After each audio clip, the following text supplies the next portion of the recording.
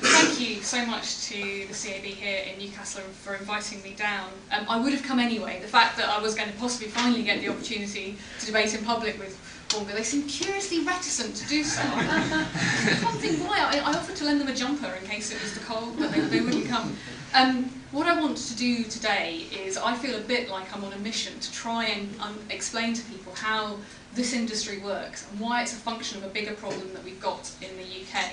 I want to try and do it in a relatively simple and straightforward terms. I'm going to try and use some film analogies because anybody who follows me on Twitter knows that I'm a bit of a film buff. Jeremy will know why. The Whips, if you've ever seen the film Ferris Bueller's Day Off, and I say that's kind of my life plan, why they're so worried sometimes by some of the choices that I make.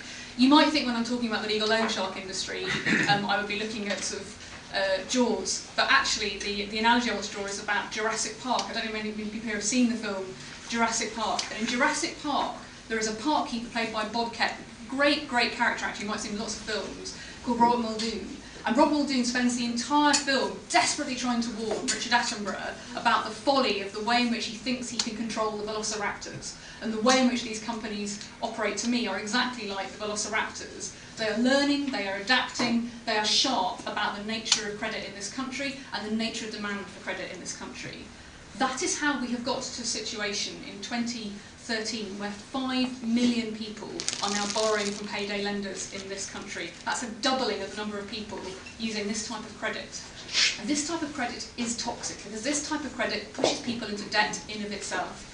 1 in 3 payday loans is taken out to pay off another payday loan. Nearly 10% of those people who are borrowing from payday loans are paying back the payday loan before they buy food. That is the situation that we've now got to in this country. 8% of those payday loans are taken out for basics.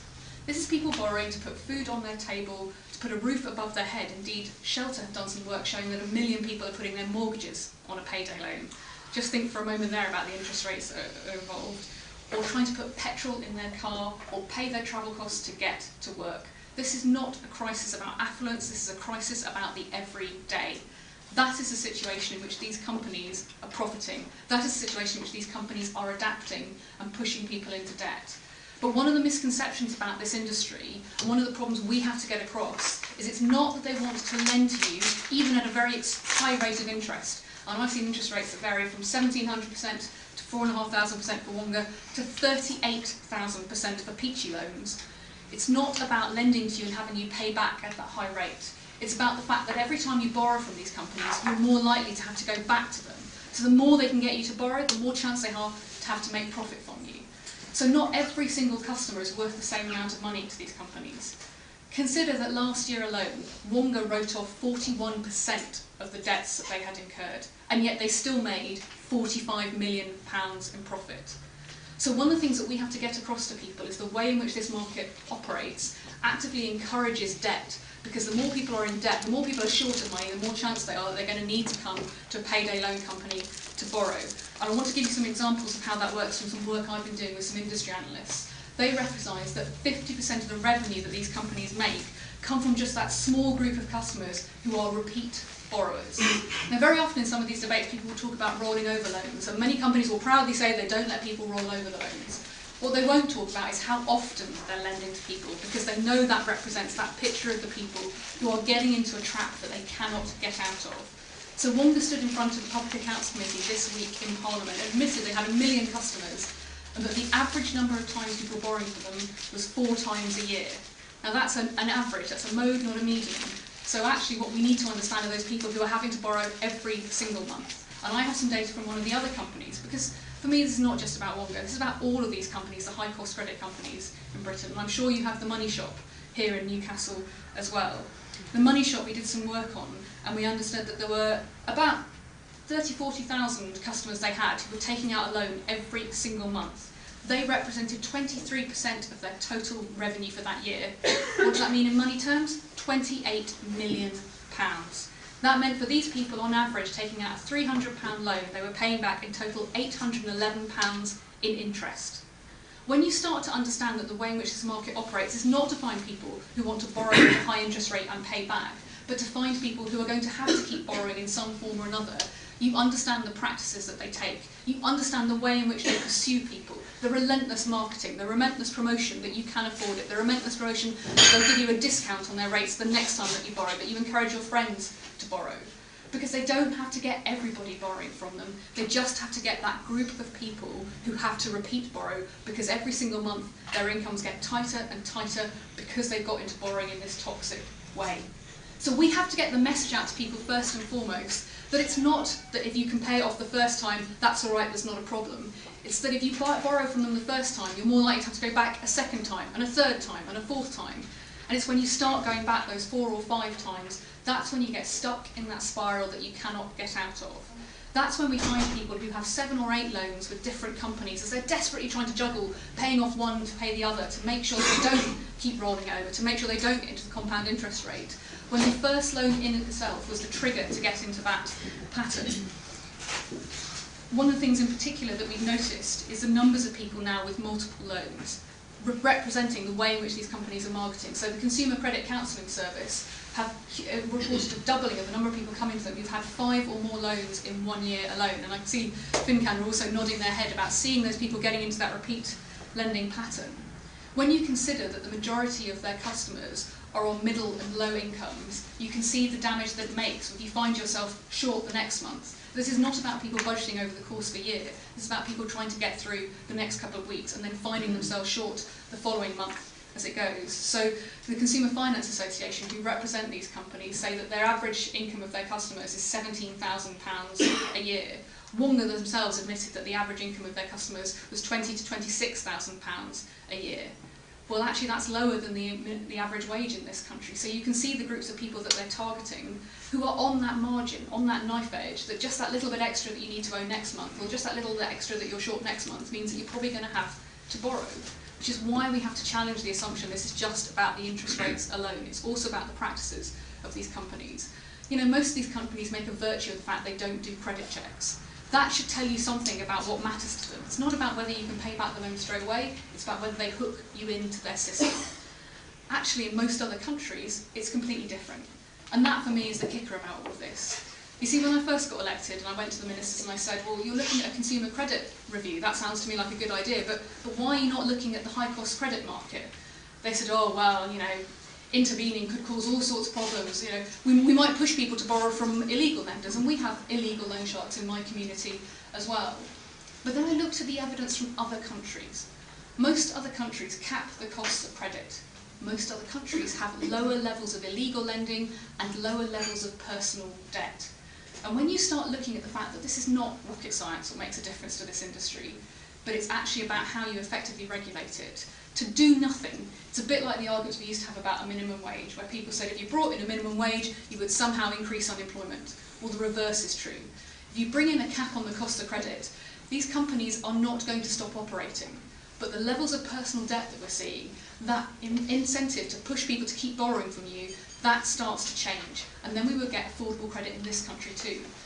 And how do I know that? Because most of these companies also operate in territories where there are caps, and yet somehow they seem to think that if you bring in the same regulation in the UK that they deal with in America, in Australia, in Japan, in Canada, in France, in Germany, in Belgium, somehow something will be different in the UK. Now, I think British people are special, but I don't think we're that unusual that if we had capped credit, it would make a difference. Why does it matter now to do this? Because, as I say, when I first started looking at this, you could see the cost of living crisis coming. I could see it in my local community. The cost of living in London has always been higher than other parts of the country. But you could see what was coming down the line if we didn't act, that people were in that pressure point where they were finding they just had too much months at the end of their money. These pressures are going to get worse, not better, in the year ahead. This year, it's expected that your average energy bill is going to hit £1,300 for a family. The cost of housing isn't going down, and as Jeremy says, the changes in the benefit system are going to come through. You know, I've got 1,000 families in my local community in Waltham Forest who've been told that their housing is going to be capped this year. There are not 1,000 spare, cheaper properties in our local community. Again, it's a rocket science moment where it doesn't take a genius to work out what's going to happen. People are going to need access to credit to make ends meet. And yes, we know the banks aren't lending to people. And yes, we know that unauthorised overdrafts are more expensive than payday loans. But it's a bit like saying, well, we have arson and burglary in this country, so actually because we have arson, we won't deal with burglary, to say that we can't deal with both the cost of an unauthorised overdraft and the cost of payday lending. We know what works in other countries. We know the pressures that are driving people to need credit are going to get worse, not better this year.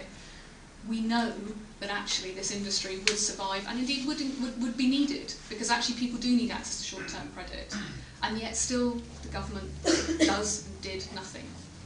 Now, I'm really, really grateful to everyone who's been part of the Shark Stoppers campaign, because believe me, this is an incredibly well-funded industry, incredibly active about maintaining its competitive advantage in the UK.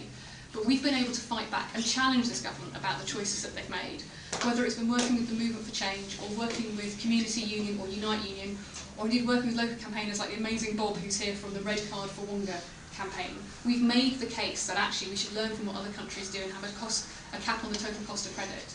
And thanks to the Lords, and I'm particularly grateful to, it was a wonderful moment when I had to go and stand at the bar as an MP, because you can go and stand at a bar and watch the Lords debate an issue, and you can't actually sit down as a Member of Parliament.